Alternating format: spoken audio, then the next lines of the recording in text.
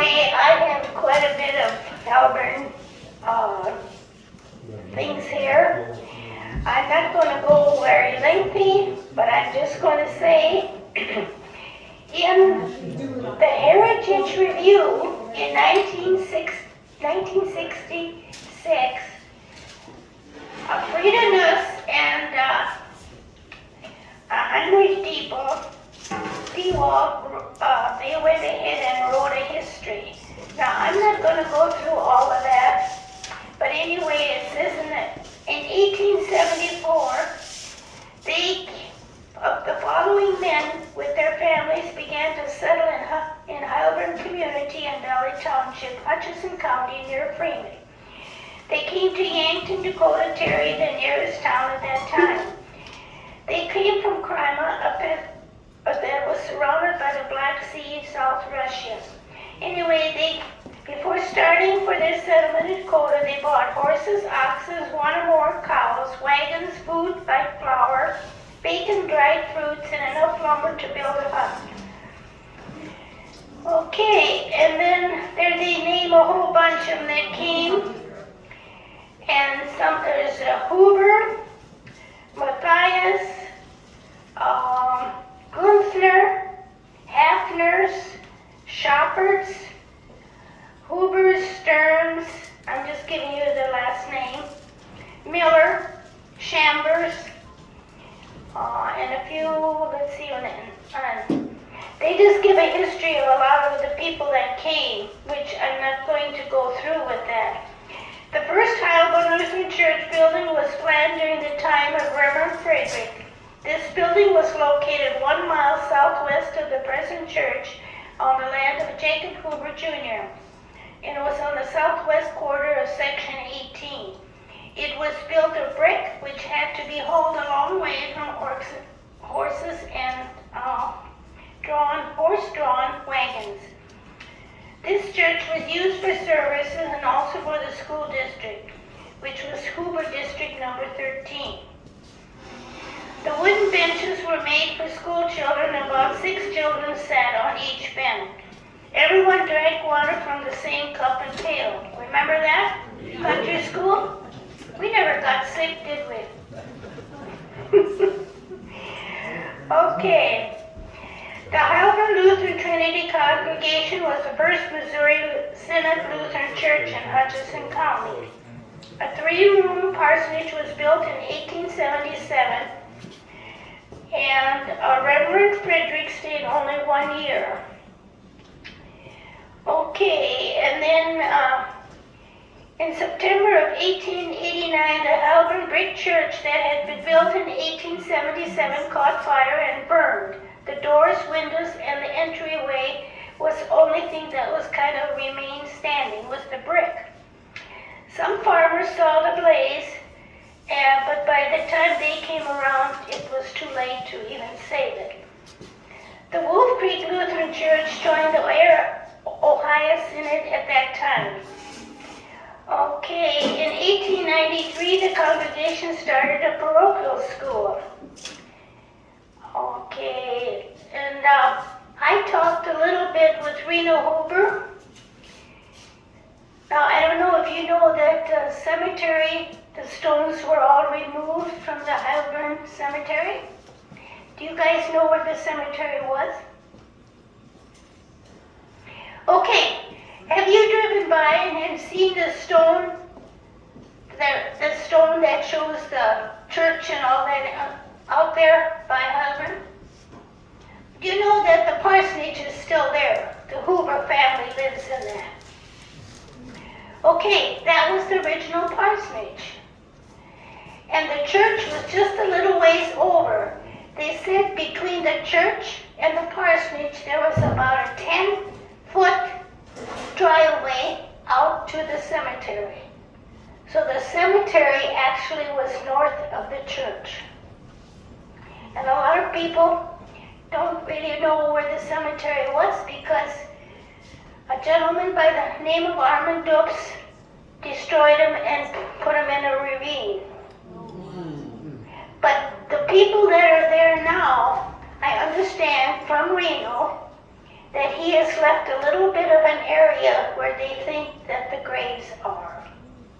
So that's the first time I really knew where the grave, I know, and a lot of people didn't know where they were. Well, there's also a German book called Heilbronn International. That has a lot of history in it, and it's all German. But my mother and I deciphered most of it, so I do have quite a bit of it. But anyway, let's see, and the church, he said, closed in 1958 and 59. And Reno's dad bought the church and later sold it to the Congregational Church in Hurley in 1960. That would have been the Missouri Synod Lutheran Church. Yeah, that would have been, yeah. And so anyway, the first church was built 1870, 1880, somewhere in there. Anyway, I have a picture.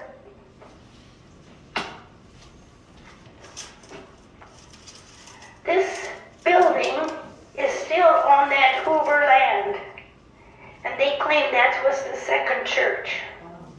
And it's still on that Hoover land. I mean, it's in really pretty bad shape, but that's where it's at. And I do have a 1910 atlas here where it shows where the cemetery, the church, and the school was located. So this is our, and I have several books. This one here is about, they have the Lutheran school. This book is called 100 Years of God's Blessing. This was supposed to be a census from the Heilbronn Church. I just recently got that. So there's just different things that I've got in the scrapbook here that if you want to come and look, that's fine. And if anybody wants the history out of there, I can give you a book or a copy. Now, you talked about Klein Castle. You said there was no church? That's what they said. Well, does anybody remember Viola Schnabel? In her memory book, she's got down, the church we belonged to was the Klein Castle Reformed Church, located just across the road from our farm. Naturally, we always walked to church. We were affiliated with the Scotland, South Dakota Church and shared their pastor. The parsonage was in Scotland. Every third Sunday, this pastor would come to preach to us. Then we had morning and afternoon service. The other 2 Sundays, we had reading service. One of the church father, an elder, or a deacon would read sermons that were printed in the book. The annual Christmas program was the only other function aside from the regular service. We had no pews. We had individual chairs. The psalm books were piled on a stack in the back of the sanctuary. One of the deacons proceeded to pass out these books around before the service and collected them afterwards. The offering thing stood in the back of the church and everyone contributed as they left the sanctuary. 50-cent pieces were a rarity. Quarters were occasional. Diamonds and nickels were the norm. Children were usually given a penny for their contribution. Very rarely did anyone miss the 2 service when the pastor was there.